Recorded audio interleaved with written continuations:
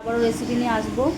আজকে দেখাবো বেগুন আর আলু দিয়ে ভোলা মাছের সর্ষে পোস্ত। দেখো বেগুন আর আলু নিয়ে নিয়েছি মিডিয়াম সাইজের, একটা বেগুন আর একটা আলু। এখন কেটে তোমাদের দেখাচ্ছি, এক হাত দিয়ে দেখানো যাবে না বলে কেটে তারপর দেখাবো তোমাদের। দেখো আমার আলু বেগুনটা কাটা হয়ে গেছে, কেটে জলে একটু ভিজিয়ে রেখেছি ধুয়ে। এবার এদিকে পেস্টটা করে নেবো। সর্ষে কাঁচা লঙ্কা দিয়েছি, একটু লবণ, এবার একটু পোস্ত দিয়ে দেবো।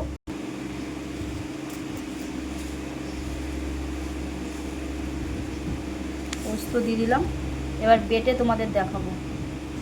সর্ষে পোস্ত কাঁচা লঙ্কার পেস্টটা বাটা হয়ে গেছে। এদিকে দেখো চারটে ভোলা মাছ নিয়ে নিয়েছি, কেটে ধুয়ে রেডি করে রেখেছি।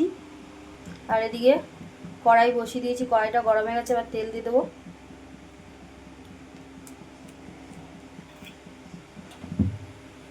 তেলটা গরম হয়ে গেলে মাছগুলো ভেজে নেব। ততক্ষণ আমি লবণ হলুদ মাখিয়ে নিই মাছটায়। দেখো মাছে লবণ হলুদ মাখিয়ে নিয়েছি, এবার মাছগুলো ভেজে নেব। এদিকে তেলও গরম হয়ে গেছে, তেলের মধ্যে একটু সামান্য লবণ দিয়ে দিয়েছি যাতে মাছগুলো না লেগে যায়, তার জন্য। এবার মাছগুলো দিয়ে দেবো একে একে।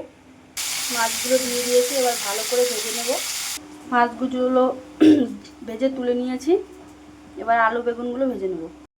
একটু কালো জিরা ফোড়ন দিয়ে দিলাম, এবার একে একে আলুগুলো দিয়ে দেবো।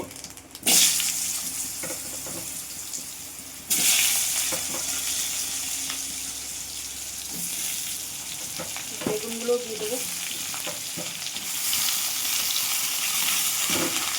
ভালো করে ভেজে নেব লাল লাল করে। দেখো এবার লবণ হলুদ দিয়ে দিয়েছি, আর ভালো করে ভেজে নিচ্ছি।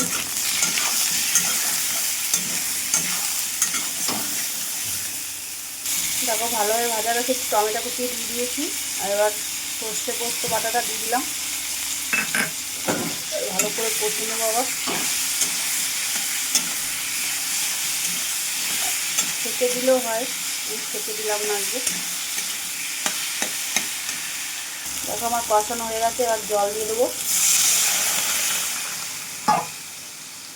জল দিয়ে দিয়েছি, এবার ঢাকনা দিয়ে মিনিট 10 মতো ঢেকে দেবো। 10 মিনিট হয়ে গেছে, এবার ঢাকনাটা তুলে নেব। দেখো এবার মাছগুলো দিয়ে দেবো।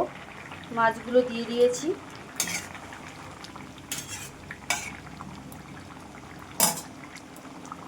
আমার রান্নার রেসিপি তোমাদের যদি ভালো লাগে তাহলে অবশ্যই লাইক কমেন্ট সাবস্ক্রাইব করবে। কেমন হয়েছে একটু বলবে।